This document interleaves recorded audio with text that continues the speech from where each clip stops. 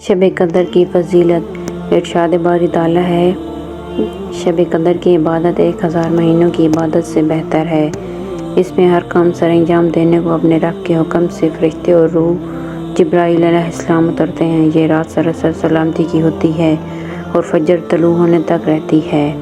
اس رات کی بہت زیادہ برکت کی وجہ سے اس میں کثرت سے فرشتے نازل ہوتے ہیں۔ فرشتے برکت اور رحمت کے نزول کے ساتھ اترتے ہیں، جیسا کہ تلاوت قرآن کریم کے وقت اترتے ہیں، مجلس ذکر کو گھیر لیتے ہیں اور سچے طالب علم کی تعظیم کے لیے اپنے پر بچھا دیتے ہیں۔ حضرت انس بن مالک رضی اللہ تعالیٰ عنہ سے مروی ہے کہ رمضان کا مہینہ آیا تو رسول اللہ صلی اللہ علیہ وآلہ وسلم نے فرمایا، بلا شبہ یہ بابرکت مہینہ تمہارے پاس آیا ہے، اسے غنیمت سمجھو، اس میں ایک ایسی رات ہے جو 1000 مہینوں سے بہتر ہے۔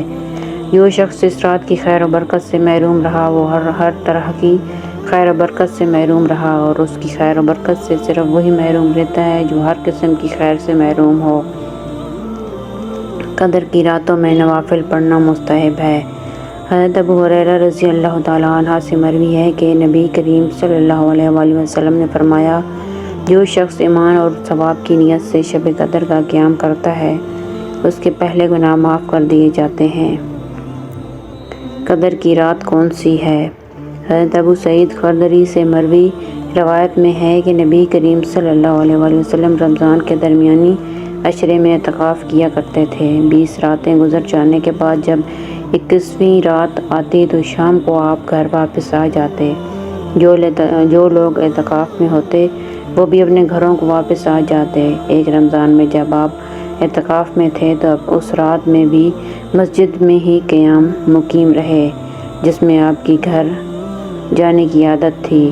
پھر آپ نے لوگوں کو خطبہ دیا اور جو کچھ اللہ تعالیٰ نے چاہا آپ نے لوگوں کو حکم دیا۔ پھر آپ صلی اللہ علیہ وآلہ وسلم نے فرمایا، میں اس دوسرے عشرے میں اعتکاف کیا کرتا تھا لیکن مجھ پر یہ ظاہر ہوا ہے کہ مجھے اب اس آخری عشرے میں اعتکاف کرنا چاہیے، اس لیے جس نے میرے ساتھ اعتکاف کیا ہے وہ اپنے مقام اعتکاف میں ہی ٹھہرا رہے۔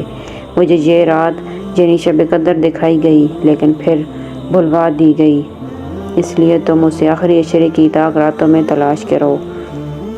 میں نے خود کو خواب میں دیکھا کہ میں اس رات کیچڑ میں سجدہ کر رہا ہوں۔ پھر اس رات آسمان پر برابر ہوا اور بارش برسی۔ نبی کریم صلی اللہ علیہ وآلہ وسلم کی نماز پڑھنے کی جگہ چھت سے پانی ٹپکنے لگا۔ یہ 21ویں رات کا ذکر ہے۔ میں نے خود اپنی آنکھوں سے دیکھا کہ آپ صلی اللہ علیہ وآلہ وسلم صبح کی نماز کے بعد واپس آ رہے تھے اور آپ کے چہرے مبارک پر کیچڑ لگا ہوا تھا۔ حضرت ابن عباس رضی اللہ تعالیٰ عنہ سے مروی ہے روایت ہے کہ نبی کریم صلی اللہ علیہ وآلہ وسلم نے فرمایا، شب قدر کو رمضان کے آخری عشرے میں تلاش کرو، جب 9 راتیں باقی رہ جائیں یا 7 راتیں باقی رہ جائیں یا جب 5 باقی رہ جائیں۔ لیکن جمہور کے نزدیک شب قدر 27ویں رات ہے۔ ان کی دلیل وہ حدیث ہے جس میں مذکور ہے کہ آپ صلی اللہ علیہ وآلہ وسلم نے شب قدر کے متعلق فرمایا، یہ 27 کی رات ہے۔ یہ اور اس طرح کی دیگر تمام احادیث میں شب قدر کے تعین کا ذکر اس لیے ہے کیونکہ اس سال وہ رات شب قدر تھی، لہٰذا وہی رات بتا دی گئی۔